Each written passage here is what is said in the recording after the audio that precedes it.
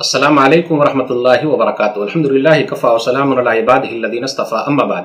मोहतरम नाज़रीन किराम, आज की नशिस्त का मौजू है, क्या कुर्बानी का जानवर बदल सकते हैं?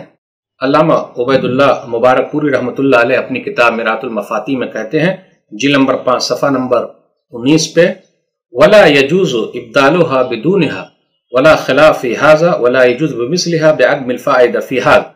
वो कहते हैं कि बराबरी पर बदलना, यानी एक जानवर है सेम वैसा ही ले आए, सही नहीं है, या उससे कम में बदलना, जितने में लाए थे उससे कम में ले आए, ये भी सही नहीं है।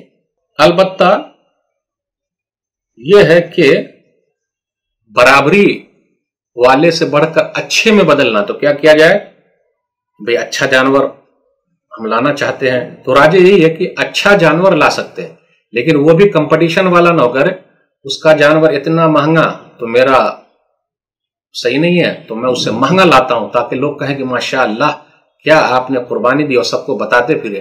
कितने लोग दाम बढ़ा बढ़ा के बोलते हैं जबकि उतने का नहीं होता। भाई आप अल्लाह के लिए कर रहे हैं, एक बकरी भी काफी है, याद रखिएगा, लेकिन नीयत सही होनी चाहिए।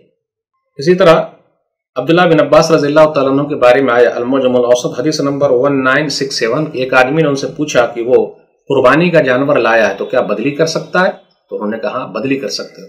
तो ये पता चला कि हम अच्छा जानवर ले सकते हैं, लेकिन दूसरे को नीचा गिराने के लिए नहीं, दिखाने के लिए नहीं, बस के अल्लाह के लिए। अल्लाह हम सबको रियाकारी दिखावे से, शो ऑफ से दूर रखे। आमीन। अस्सलामु अलैकुम वरहमतुल्लाहि वबरकातुहू।